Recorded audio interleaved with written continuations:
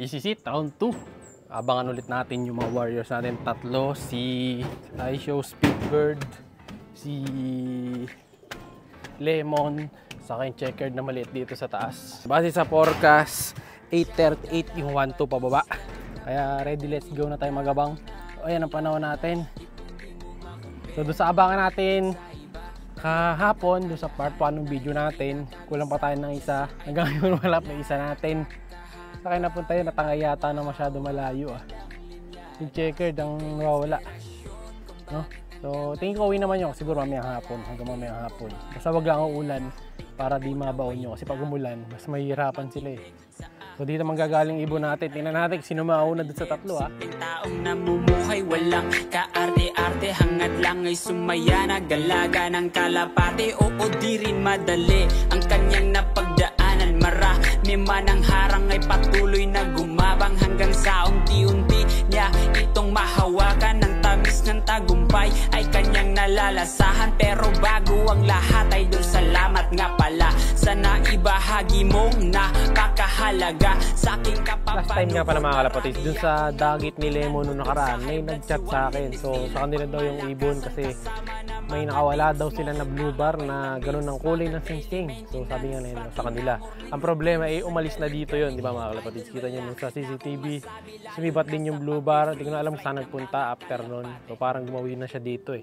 Parang dito siya papunta, no? So kung kanino man yun, sana ay nakauwi na. Parang dalawa yung nag-chat eh. So tatry kong hanapin yung mga message nila. Pero doon sa isa, yung nadagit natin dati na tawag dito, yung PHA na may sensor, walang nag-chat sa akin tungkol doon sa kalapati na yun, no? So mukhang kakaiba yung may-ari. Hindi nila napanood yung video eh. So ibig sabihin baka hindi nanonood ng ano yun, social media, or di niya nabalitaan na nadagit natin yung kalapati niya. Ayan, so titingnan natin, baka may dagit na naman kasing ngayon si Lemon. Tingnan natin Ito, may mga dumadaan na Ayun yung mga first batch sa kabila to, galing sa south. Pero may mga nakita na ako lumusot kanina, nilusutan na ako dito kanina sa likod eh. No? So dumating na yung mga unang batch. Ito, may victory yata. Hindi sa atin, sa kabila. Ayan, so ibig sabihin, oras na ng pauwian, pero sa atin wala pa. So pagka ganito, malamang mauna na naman ito si iShow Speedbird eh. Ito yung isang nakikita ko, ayan diba? Hindi sa atin. Sa kabila ikot eh. No? Ayan Mag-victory dun sa kabila, ayan Tignan natin kung tutuloy dito. Ayan Hindi sa atin, sa kanila. So wala pa tayo. Ayan, ito nakita ko na yung screenshot. So ang sabi sa akin ni Boss Idol, ayan, boss, baka may nakita ng young bird, sabi niya. No, first time pa lang daw pinakawalan yung yellow ang sing-sing. So sabi niya, yun nga daw yun, yung biniligon pa niya sa picture, binilugan. Ayan, binilugan niya sa picture. Kaso nga lang, di ba, nung Sunday nga, umalis na yun. No? Nung dumating si Lemon, pumasok mag-isa si Lemon, tapos siya lumipad na rin. No? Dahil nagpakita si Madato sa baba, dahil magpapatoka na nung hapon eh. So hindi ko lang sana napunta yun. So, pero may nakahol paki-chat na lang ako ganyan para mai-forward ko naman doon sa nagtatanong sa akin, di ba? Para maisoli. Kasi kawawa naman pagka nawawalan ng kalapat, lalo yung mga bago pa wala pa lang, saka yung mga newbie pa lang. Tayo, newbie pa rin naman tayo, pero medyo nasasanay na tayo na nawawala yung kalapate, tapos di na nababalik eh. No? Ganyan tayo, pag lagi nangyayari siya nawawala yung kalapate mo, di na nababalik, nasasanay ka na. Ayan, sanayan lang. Pero ito, may isa, dire-diretso. Hindi sa atin yan, ito may isa pa Ito, kitang-kita natin yung mga lumulusot eh. Ayun sa bubong Ito, tuli nito. Ayan bisimipad, dire-diretso eh. Hindi pa sa atin, wala pa tayo. Eto na pala ibon natin mga kalapatids, first bird. Ayun na. Hoy, tulak! Si Lemon, first bird natin. Nanggaling sa ang baba ng lipad na ito Ayun na siya Si Lemon ang nauna nating ibon mga kalapatids. Wala pa si iShow Speedbird. Ayun Pasok. Ang baba ng lipad niyan, ito yung kuha ng CCTV. Papatong natin para makita yung kuha ng CCTV. Ewan ko kung nag-record sa CCTV, ang baba ng lipad hindi masyadong tanaw. Papasok na. Laglag mo na. Yan, sige.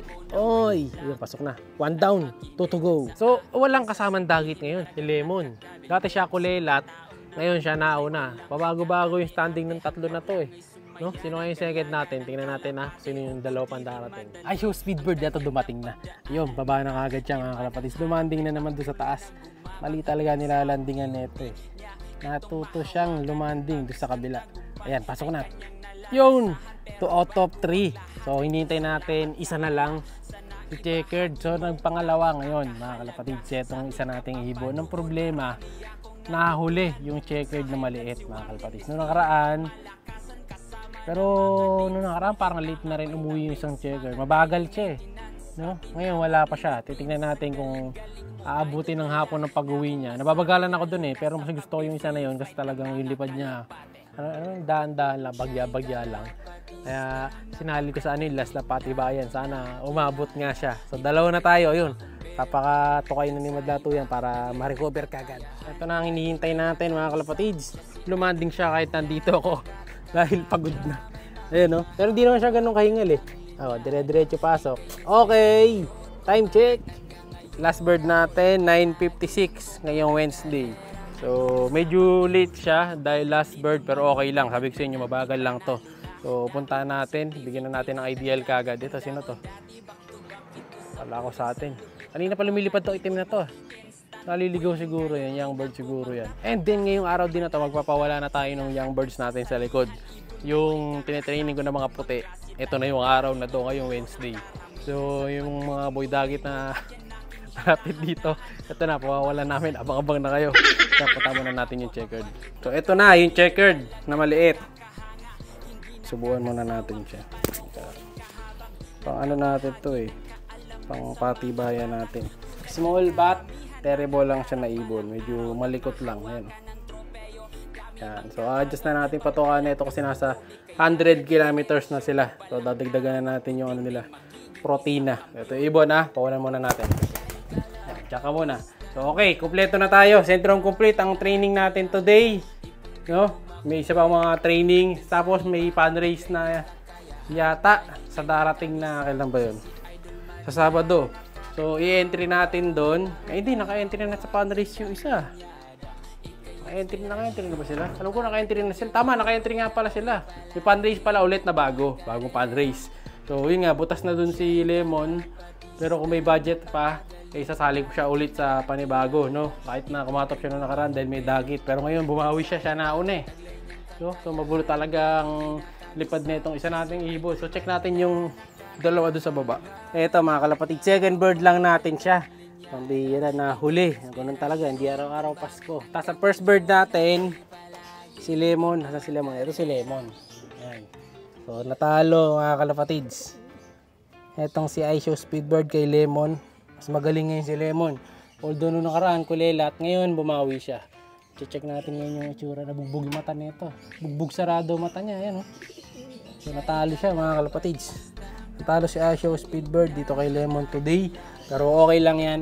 Bawi ka na lang sa susunod boy. Tingnan natin kung mapapabilis pa natin to.